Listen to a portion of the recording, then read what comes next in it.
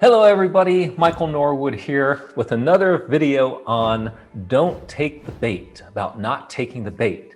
So this video is of David Hogg, one of the Parkland High School school shooting survivors, and how he was literally verbally attacked and assaulted by Marjorie Taylor Greene, who at that time was not a congresswoman, but obviously trying to make a name for herself. But just watch the way he handles this situation. It's absolutely beautiful. Here goes. David, why are you supporting the red flag laws? If Scott Peterson, the resource officer at Parkland, had done his job, then Nicholas Cruz wouldn't have killed anybody in your high school, or at least protected them. Why are you supporting red flag gun laws that attack our Second Amendment rights? And why are you using kids as a barrier? Do you not know how to defend your stance? So I'm walking. He's got nothing to say. Sad. He has nothing to say because there really isn't anything to say, you guys. He has nothing to say because he's paid to do this. Guess what? I'm a gun owner. I'm an American citizen. And I have nothing, but this guy with his George Soros funding and his major liberal funding has got everything. I want you to think about that. That's where we are. And he's a coward. He can't say one word because he can't defend his stance. Wasn't that absolutely extraordinary? Just put yourself in the same position as David was in.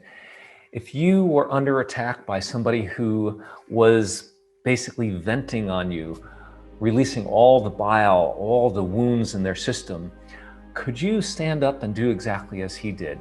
Could you just keep walking on, more or less not ignore them, but not give them any more energy, not giving them anything to strike against? What I like to say is that when lightning strikes, if it hits metal, sparks fly. If it hits rubber, nothing. It just diffuses. So when we're under attack, when somebody is basically doing something that is less than kind to us, is triggering us in some way, the best thing to do is phase one, just holding the space.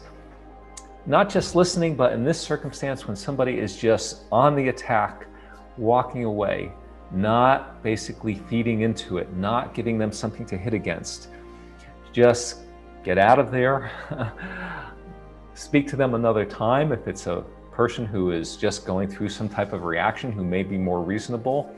But let's just watch David Hogg again here, interviewed by S.C. Cupp from CNN.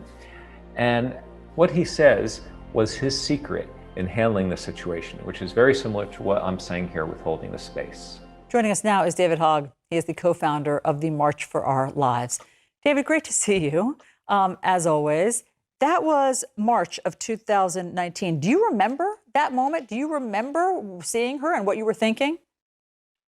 Yeah, I absolutely remember that. And I remember thinking, I'm just going to keep a straight face and practice my mindfulness meditation that I've often done to help cope with my PTSD and, my ADHD as well.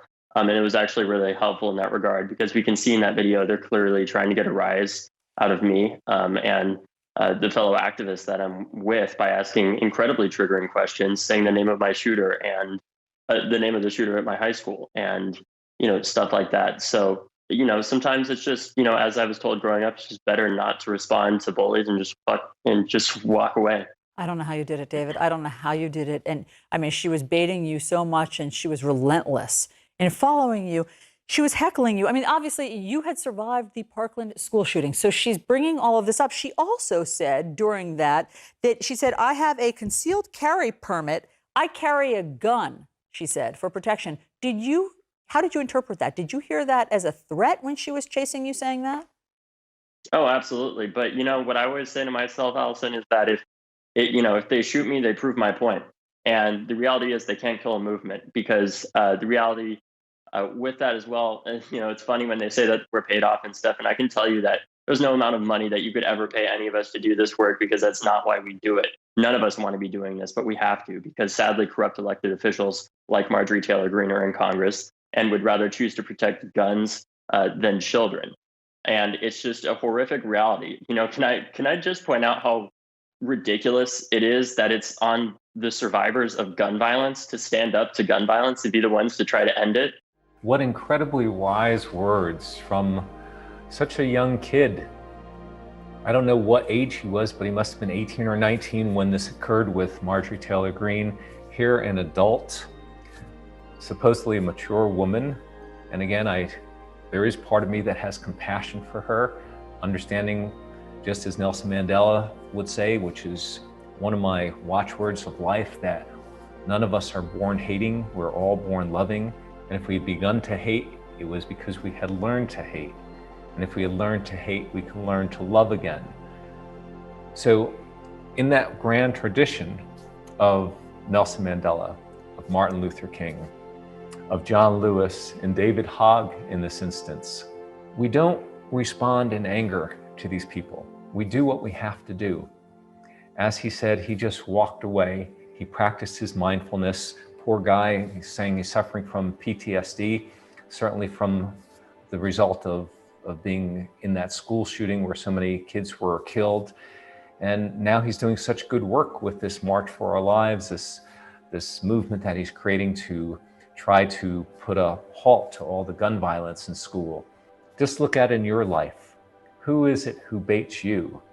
And it could even be somebody who normally doesn't do that. You get in the fight, you get angry with your spouse, with a child, with a coworker, and before you know it, that adrenal response, that lower brain, that midbrain function that we share in common with all mammals, basically that animalistic fight or flight crocodile brain, it gets triggered and we're off to the racetracks. And it never leaves us feeling good. There may be a temporary moment of satisfaction that we possibly leveled somebody, we insulted them, but it's a war that never ends. As Gandhi said, an eye for an eye and a tooth for a tooth just leaves the entire world blind and toothless. But rather responding in David Hogg's way, knowing who we are, having that sovereignty and not having that need to respond, that phase one, holding the space, and in a calmer time, not when all the adrenaline is rushing, as in this situation. If I had the opportunity to speak with Marjorie Taylor Greene, not that I think that I could change her or that anybody could change her, she's quite far gone. But to have compassion in our hearts for whatever happened to her that led her to be the way she is, but to do what's necessary to create the boundaries to protect yourself and to protect others. I'll just leave you with this thought. Martin Luther King also said that we live in a web of mutuality. How you act, others act. You smile, others smile back. You act with distrust and anger, they act back with distrust and anger.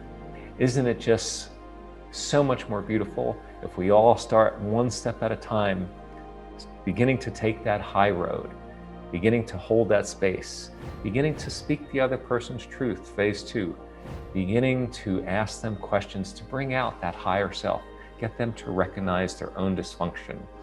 It's not easy, but what else if we don't? It's just war, it's litigation, it's, as we've seen in our country, insurrection. And on the flip side of it, there's peace and balance and harmony and love if we choose this higher road.